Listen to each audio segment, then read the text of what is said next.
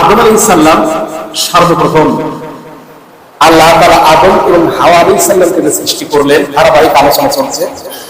সৃষ্টি করার পরে আল্লাহ বললেন, ইয়া আদম উসকুন আনতা ওয়া যাওজুকাল জান্নাহ, হে আদম তুমি এবং তোমার স্ত্রী জান্নাতের মধ্যে বসবাস করো।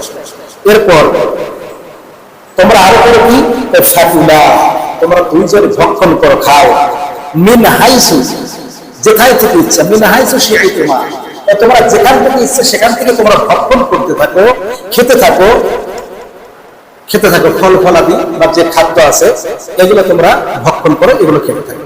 ওয়ালা তাকরাবা হাযিহিশ শাজারা, আল্লাহ তাআলা নির্দেশ দিলেন যে এই গাছটির নিকটবর্তী হয় না, বলে কি হবে, ফাতাকুনা মিনাজ জালিমিন, তোমরা যদি এই গাছের নিকটবর্তী হও তাহলে তোমরা জালেমের মধ্যে অন্তর্ভুক্ত হয়ে যাবে। এরপর আল্লাহ তাআলা বলেন, ওয়াসওয়াসা লাহুমুশ শাইতান, শয়তান তাদেরকে কুমন্ত্রণা দিল, লোভ দেখাইল।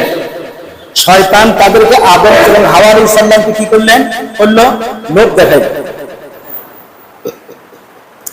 লিইবদিয়া লাহুমা মা বুরিয়া আনহুমা মিন সাওআতিহিমা, এতে তারা যখন এই লোভের ফাঁদে পা দিল, পা দেওয়ার ফলে তাদের যে জান্নাতি পোশাক ছিল সেই পোশাকটা লজ্জাস্থান যেটা দিয়ে ঢেকেছিল সাথে সাথে সেটা বিলুপ্ত হয়ে গেল, সেটা সাথে সাথে পড়ে গেল।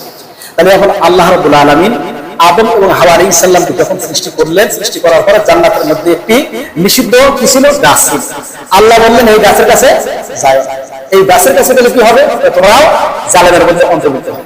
কারণ আমরা জানি যে শয়তান আল্লাহ তাআলার একটি বিধান অমান্য করেছিল। আল্লাহ তাআলা বলেছিলেন উসজুদু লি আদম, আদমকে সিজদা করো, কিন্তু ইবলিস কি করলো, সমস্ত ফেরেশতারাই আদম আলাইহিস সালামকে সিজদা করলেন, শুধুমাত্র ইবলিস শয়তান মালউন, যাকে শেষে মালউন হিসাবে নামকরণ করা হয়েছে, শুধু একমাত্র এই শয়তানে কি করলো না, আল্লাহ তাআলার আদেশ পালন করলো। এই না করার কারণে সে শয়তানের মধ্যে অন্তর্ভুক্ত হয়ে গেছে। এখন কথা হলো, ধরেন আল্লাহর একটি মাত্র আদেশ ছিল শয়তানের উপরে, যেই শয়তান ইবাদত বندگی খুব করত, যার নাম আবেদ, যার নাম সলেহ, বিভিন্ন ধরনের নামে ফেরেশতারা আখ্যায়িত করেছে।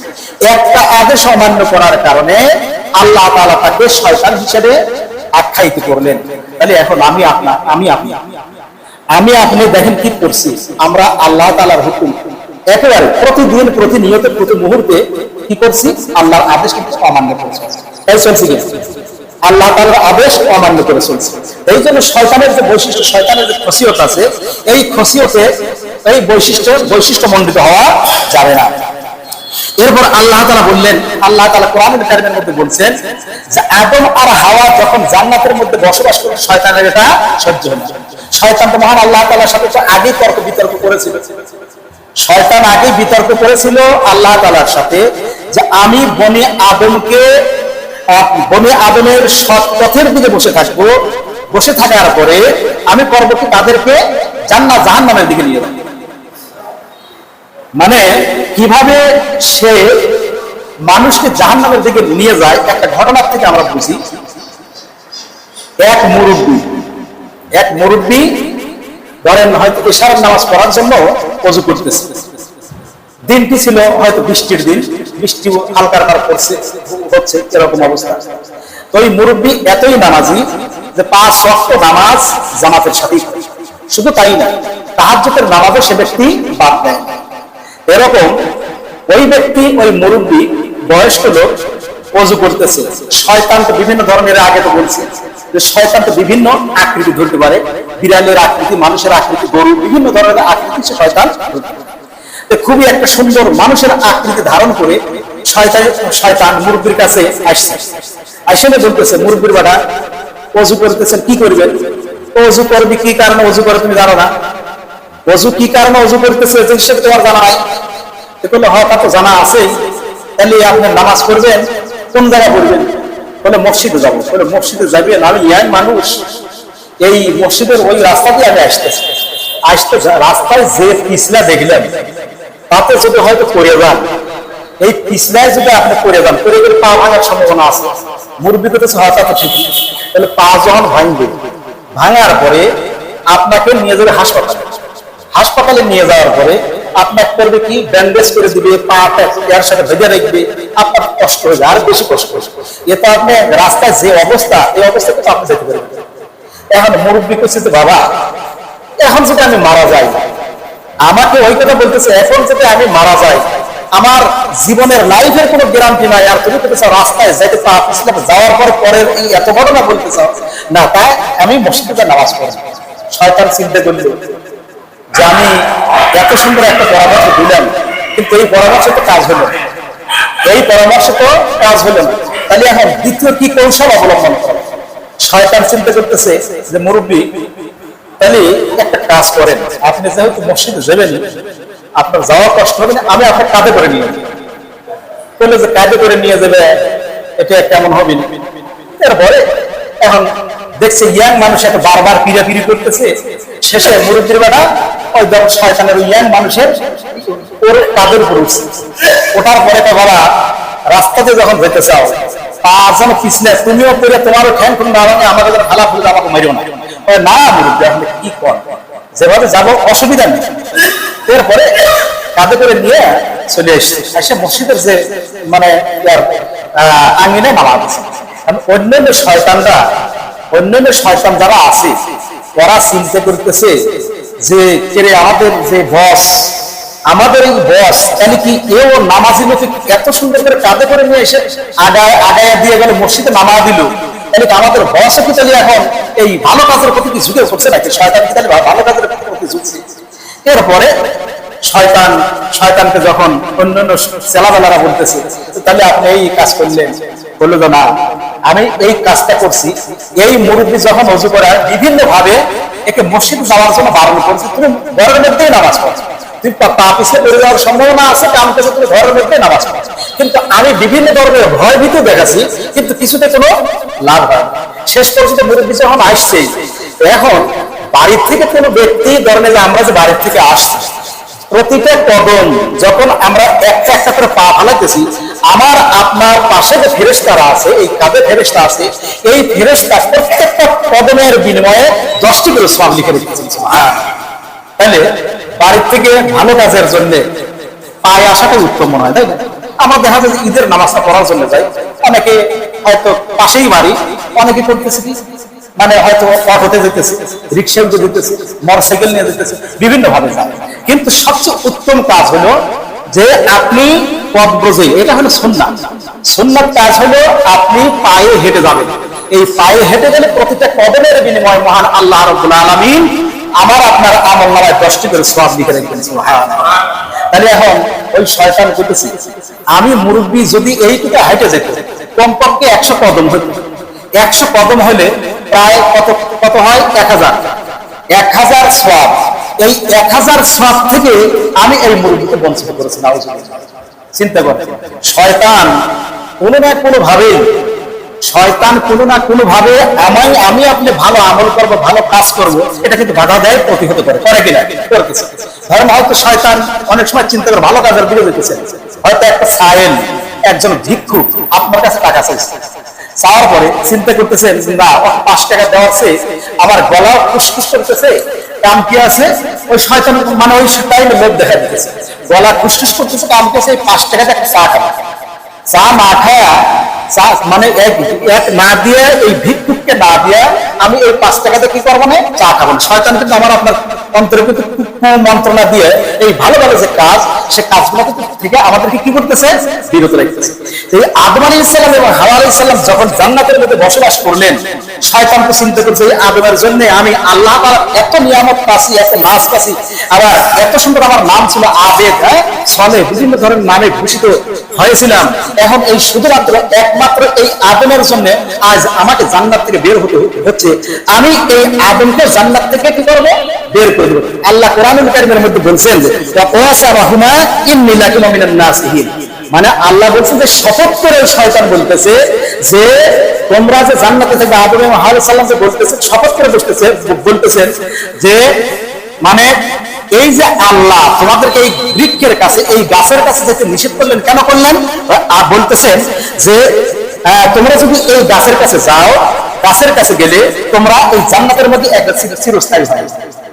শয়তান হযরত হাওয়া আলাইহিস সালামকে, মানে মেয়ে মানুষের মন তো সবচেয়ে নরম বেশি, মানে আমরা আমাদের মেয়ে বা আমাদের স্ত্রী, আমাদের বোন যারা আছে, আমরা দেখি যে হয়তো পুরুষ মানুষ একটু কর্কশ হলেও মনের দিক থেকে মেয়েরা সবচেয়ে দুর্বল।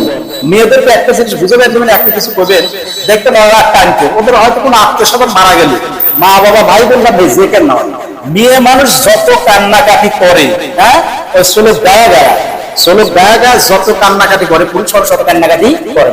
মানে আল্লাহ তাআলা সৃষ্টিগত দিক থেকে মেয়েদের অন্তরটাকে কি করে দিয়েছেন, নরম করে দিয়েছেন। এই শয়তান করলে কি, যায়া হাওয়া আলাইহিস সালামকে বললেন যে আল্লাহ তাআলা এই গাছের কাছে যাওয়ার জন্য কেন নিষেধ করছেন তা কি জানো? বলে না, তা তো জানি না। বলে যে এই গাছের কাছে যদি তোমরা যাও, এই গাছের যে ফল যদি তোমরা খাও, তাহলে কি হবে, তোমরা চিরস্থায়ী ভাবে জান্নাতের মধ্যে থাকতে থাকবে। তোমরা লোক দেখালে চিরস্থায়ী জান্নাতে থাকতে থাকবে। আরো লোক দেখালো যে এই জান্নাত থেকে তোমরা কখনো আর কি হবে না, বের হওয়ার কোনো প্রয়োজন নাই, একেবারে চিরস্থায়ী ভাবে জান্নাতে থাকবে।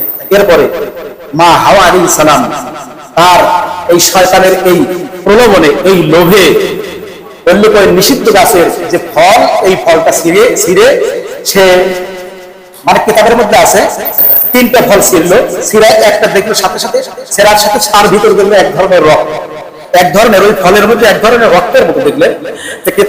যারা কিতাব লিখেছেন তারা বলছেন যেহেতু মা হাওয়া আলাইহিস সালাম, এটা কোরআনের মধ্যে নাই, হাদিসের মধ্যে সম্ভবত নাই, মা হাওয়া আলাইহিস সালাম যেহেতু নিষিদ্ধ গাছের ফল ছিঁড়ছেন, ওর থেকে যে কষ্ট বের হয়েছে, এই জন্য আল্লাহ তাআলা এমন একটা মেয়েদের এমন একটা সিস্টেম করলেন যে প্রতি মাসে তাদের শরীরটা খারাপ হবে, তাদের শরীর থেকে বর্জ্য যে রক্ত, এই রক্তটা বের হবে। এটা কোন কিতাব লিখেছে, এটা সত্য মিথ্যা যাচাই বাছাই করা কঠিন, যাই হোক এইভাবে লিখেছে।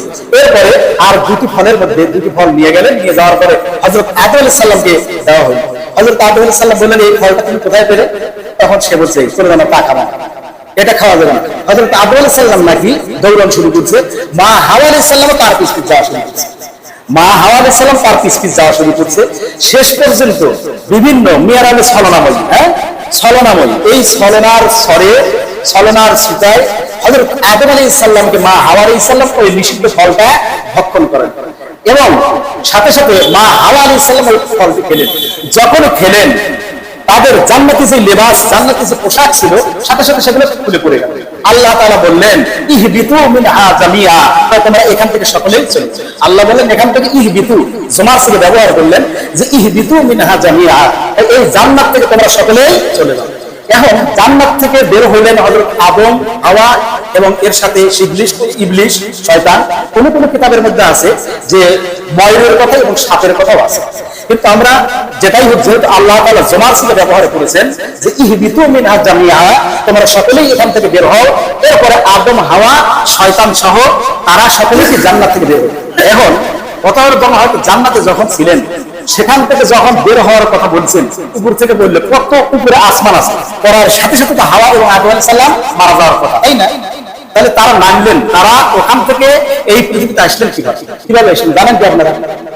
আল্লাহ রাব্বুল আলামিন ফেরেশতাদের মাধ্যমে আদম এবং হাওয়া আলাইহিস সালামকে এমন ভাবে, এমন ধীর গতিতে, আপনারা যারা হজ করেছেন জানেন যে আকাশে বিমান থাকে, বিমান তো ধপ করে নামে না, খুব দ্রুত কি নামে না, ওই বিমানটা ওদের যারা পাইলট আছে ওরা গতি দেখা নিয়ে ধীরে ধীরে ধাপে ধাপে ধাপে ধাপে ধাপে নামানোর পরে, ধরুন আস্তে আস্তে যেই চাকা আছে বিমানের নিচে কি আছে, চাকা আছে, এই চাকাতে বেশ অনেক গতি, ওই গতিতে চলাচল করে, মানে ধীরে ধীরে নামায়, তারপরে জিনিসটা আস্তে আস্তে আস্তে ব্রেকের মাধ্যমে ওরা ওইটা কন্ট্রোল করে। আল্লাহ রাব্বুল আলামিন আদম এবং হাওয়া আলাইহিস সালাম এবং শয়তানকে তো নামানোর দায়িত্ব আল্লাহর না।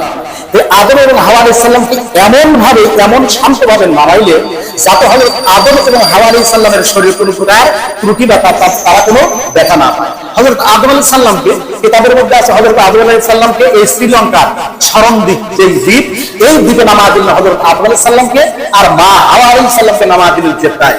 এরপর হযরত আদম আলাইহিস সালাম তার এই গুনাহের কারণে, এই পাপের জন্য খুবই অনুতপ্ত হলেন। এজন্য ফাতালাকা আদম মির রাব্বিহি, হযরত আদম আলাইহিস সালাম তার প্রতিপালকের নিকট থেকে কিভাবে তওবা করতে হবে এই তওবার বাক্যটাও শিখাইছিলেন কি হযরত আদম আলাইহিস সালামকে আল্লাহ তাআলা শিখিয়ে দিলেন রব্বানা যালামনা আনফুসানা ওয়া ইন লাম তাগফির লানা ওয়া তারহামনা লানাকুনান্না মিনাল খাসিরিন। এই যে বাক্য, এই বাক্যটা শিখাইছেন। এইজন্য আমরা দেখা যায় যখন আমরা দোয়া করি নামাজের পরে বা যখনই এই কালেমাটা কিন্তু আমরা আদম আলাইহিস সালাম যে এই দোয়ার মাধ্যমে আল্লাহ তাআলার কাছে ক্ষমা প্রার্থনা করেছিলেন, এই দোয়ার মাধ্যমে এবং হযরত আদম আলাইহিস সালাম যখন এই পৃথিবীতে আসলেন, আসার পরে আল্লাহ তাআলা এই আদম আলাইহিস সালামকে শরম দিক থেকে আস্তে আস্তে আস্তে আস্তে তিনি চলে গেলেন মা হাওয়া সালাম জেদ্দাহ থেকে চলে গেলেন। যাওয়ার পর আরাফার ময়দানে হাওয়া এবং আদম আলাইহিস সালামের একে অপরের সাথে সাক্ষাৎ, তারা একে অপরকে ধরে না কান্নাকাটি শুরু করলেন। তখন আল্লাহ তাআলার পক্ষ থেকে ইলহাম আসলো যে হে আদম, হযরত আদম আলাইহিস সালাম অনুতপ্ত হলেন এবং আল্লাহ তাআলার পক্ষ থেকে ফেরেশতার মাধ্যমে ইলহাম আসলো, হে আদম তুমি এই আরশে আযমের দিকে তাকাও। হযরত আদম আলাইহিস সালাম আরশে আযমের দিকে তাকালেন, সেখানে দেখলেন কালেমা তাইয়্যিবা লা ইলাহা ইল্লাল্লাহু মুহাম্মাদুর রাসূলুল্লাহ। এই আমার আপনার নবী, এই নবীর নামের বরকতে আল্লাহ রাব্বুল আলামিন আদম এবং হাওয়া আলাইহিস সালামকে এই পৃথিবীতেই তাদেরকে কি করে দিলেন? ক্ষমা করে দিলেন। এরপর আদম এবং হাওয়া আলাইহিস সালাম তারা এই পৃথিবীতে বসবাস করা শুরু করে দিলেন। কোন কোন কিতাবে আছে যখন মা হাওয়া আলাইহিস সালাম গর্ভবতী হতেন তখন দুইজন করে সন্তান, একজন ছেলে সন্তান, একজন মেয়ে সন্তান, এরকম জোড়ায় যুগল আর কি আল্লাহ তাআলা ওই সিস্টেমটা চালু করে দিয়েছিলেন। মানে জোড়ায় সন্তান প্রসব করতেন। ওই সময়ের এটা জায়েজ ছিল বংশ বৃদ্ধির জন্য। এই মানে আপন বোনকে বিবাহ করা ওই সময়ে বংশ বৃদ্ধির জন্য আল্লাহ রাব্বুল আলামিন কি করে দিয়েছিলেন? জায়েজ করে দিয়েছিলেন। আল্লাহ রাব্বুল আলামিনের পক্ষ থেকে হযরত আদম আলাইহিস সালামকে নির্দেশনা দেওয়া হয়েছিল, তুমি তোমার এই সন্তানের সাথে এই সন্তানকে মানে এই ছেলে সন্তানের সাথে এই মেয়ে সন্তানকে কি করো? বিবাহ সাধন। এইভাবে মানে আমরা হাবিল আর কাবিলের কাহিনী জানি যে হাবিল আর কাবিল ওনাদের মাধ্যমে এই পৃথিবীতে সর্বপ্রথম বিশৃঙ্খলা সৃষ্টি হয়েছে। হাবিলকে কাবিল মেরে ফেললো, এর বিশাল কাহিনী আছে। যাই হোক, আজকে ওই কাহিনীর দিকে যাবো না, যেহেতু সময় প্রায় শেষের দিকে। আল্লাহ তাআলা আমরা সব সময় মানে রাসূল সাল্লাল্লাহু আলাইহি সাল্লামের নামের বদৌলতে যেহেতু হযরত আদম এবং হাওয়া আলাইহিস সালামকে ক্ষমা করে দেওয়া হয়েছিল, আমরা সব সময় অন্তত আমরা যে পাপ করি এই পাপটা ইচ্ছা করে করছি, কিছু অজান্তে করছি। কিছু পাপ করছি আমরা ইচ্ছা করে জেনে, আর কিছু পাপ করছি আমরা না জেনে। এই প্রত্যেকটা মুহূর্তেই আমার আপনার উচিত হলে কি করে? এই পাপের জন্য মহান আল্লাহ রাব্বুল আলামিনের কাছে অনুতপ্ত হতে হবে। মহান আল্লাহ রাব্বুল আলামিন আমাদেরকে পার্থিব জীবনে মানে আমাদের জীবনটা হোক পাপ মুক্ত। এই পাপের যে পাপটা করি সেই পাপের জন্য যেন আমরা অনুতপ্ত হই, হাওয়া এবং আদম আলাইহিস সালামের মতোই অনুতপ্ত।